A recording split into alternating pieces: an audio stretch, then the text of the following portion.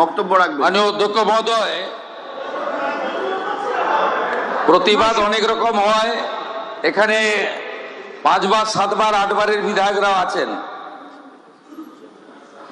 এই রকম অসভ্যতা আমি বিধানসভায় আমরা আগে দেখিনি। আমরাও বিরোধী দলে ছিলাম, শাসক দলে ছিলাম, আছি। মাননীয় আখরুজ্জামান সাহেব এই বিধানসভার অনেক দিনের মেম্বার, প্রাক্তন মন্ত্রী। উনার বাবা হাবিবুর রহমান সাহেব মুর্শিদাবাদ জেলার আপামর মানুষের একজন শ্রদ্ধেয় ব্যক্তিত্ব। আজকে যেভাবে মমতাপন্থী তৃণমূলের একজন সদস্য তাকে কার্যত শারীরিকভাবে নির্যাতন করতে এগিয়ে গেছিলেন, আমি মুখ্যমন্ত্রী হিসাবে এবং লিডার অব দি হাউস হিসাবে এর তীব্র নিন্দা করছি।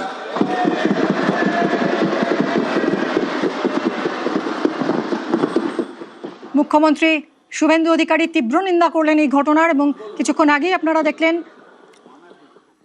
কুণাল ঘোষকে মার্শাল দিয়ে বের করে দেওয়া হলো।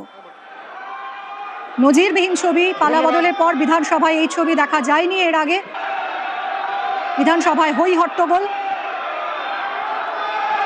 বেলেঘাটার বিধায়ক কুণাল ঘোষ, তাকে মার্শাল দিয়ে বের করে দেওয়া হলো। আবির রয়েছে আমার সঙ্গে। আবির, কেন এরকম একটা পরিস্থিতি হয়েছিল? তুমি জানো যে আজকে স্বরাষ্ট্র বাজেট নিয়ে আলোচনা, এবং স্বরাষ্ট্র বাজেট নিয়ে আলোচনা বিরোধীদের তরফ থেকে তারা বলবেন সেই নামের তালিকা জমা দিতে হয় বিরোধী পক্ষে যিনি চিফ হুইপ রয়েছেন তার কাছে।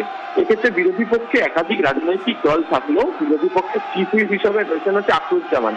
কুণাল ঘোষের যে অভিযোগ, তার নাম সেখানে জমা পড়েছিল, কিন্তু তার সেই নাম তালিকার মধ্যে রাখা হয়নি। এই বিষয় নিয়ে তিনি অভিযোগ করেন, এবং সেই অভিযোগের পরিপ্রেক্ষিতে দিনকে যখন আখরুজ্জামান তিনি যখন বক্তব্য রাখেন, সেই বক্তব্য রাখার সময় তিনি একদম সঙ্গে থাকো আবির।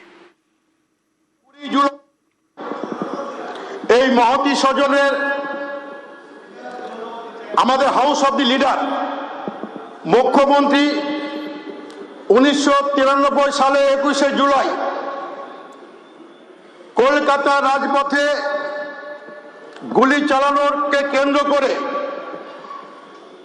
এবং পরবর্তীকালে 2011 সালে যে সরকার নতুনভাবে দায়িত্ব নিয়েছিলেন, সেই সরকার চ্যাটার্জি কমিশন গঠন করেছিলেন। সেই চ্যাটার্জি কমিশন রিপোর্ট সাবমিট করেছিলেন।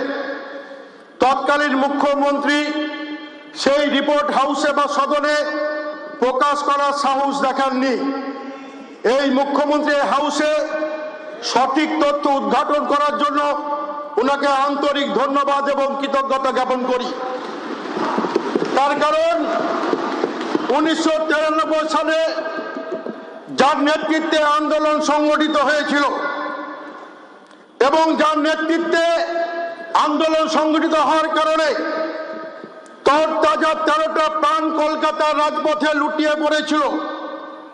শয়ে শয়ে কর্মীরা তারা আহত হয়ে হসপিটালে ভর্তি হয়েছিল।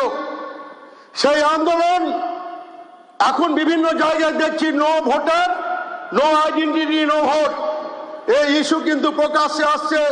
সেই সময় সেই আন্দোলনকে সামনে রেখে মহাকরণ অভিযানের ডাক দেওয়া হয়নি।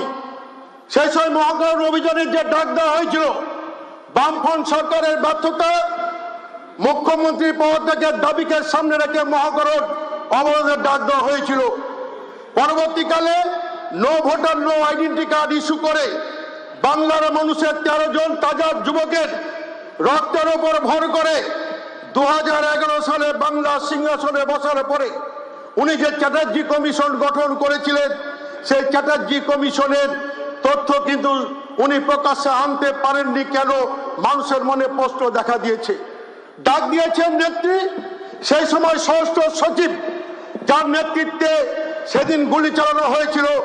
দেশের মানুষ দেখেছে 2011 সালে সরকারে আসার পরে সেই স্বরাষ্ট্র সচিবকে পুরস্কৃত করে তার ক্যাবিনেটে মন্ত্রিসভায় কেন স্থান দিয়েছিলেন, বাংলার মানুষের মনে সেই প্রশ্ন এখনো আছে। বাংলার মানুষ বারবার কেন তৎকালীন স্বরাষ্ট্র সচিব কেন আবার তাকে রাজ্যসভায় পাঠানো হয়েছে, বাংলার মানুষের মনে প্রশ্ন আছে। আমি বর্তমান মুখ্যমন্ত্রী শুভেন্দু অধিকারীকে আরেকবার কৃতজ্ঞতা জানাবো এই কারণে যে উনি সেই সময় যে কমিশন বলেছিল যারা আহত হয়েছে, যারা প্রাণ গেছে, পরিবারদের কমিশন 25 লক্ষ টাকা দেওয়ার কথা ঘোষণা করেছিলেন। যারা আহত হয়েছিলেন তাদের 5 লক্ষ টাকা ঘোষণা করেছিলেন। কিন্তু যাদের ওপর ভর করে বাংলার নেতৃত্বে উনি মুখ্যমন্ত্রী হয়েছেন, সেই শহীদ পরিবারগুলোকে উনি ভুলে গেছেন। উনি ক্ষতিপূরণের কথা ভাবেননি, উনাদের অনুদানের কথা ভাবেননি।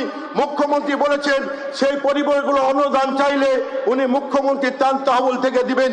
আমি মুখ্যমন্ত্রীর কাছে অনুরোধ রাখবো যে মানুষের মনে প্রশ্ন আছে যে সেই আন্দোলন এবং গুলি চালানোর পেছনে কোনো ঘটনা লুকিয়ে আছে কিনা, নতুন ভাবে একটা নতুন তদন্ত কমিশন করে এটা যেন জনসমক্ষে প্রকাশ করা হয় এবং যারা খুন করেছিল 1993 সালে যারা গুলি চালিয়েছিল এবং 13 জন শহীদ যারা হয়েছিলেন, যারা খুনি ছিলেন, সেই খুনিদের চিহ্নিত করে তাদের দৃষ্টান্তমূলক সাজা যাতে পায় তার অনুরোধ রাখবো।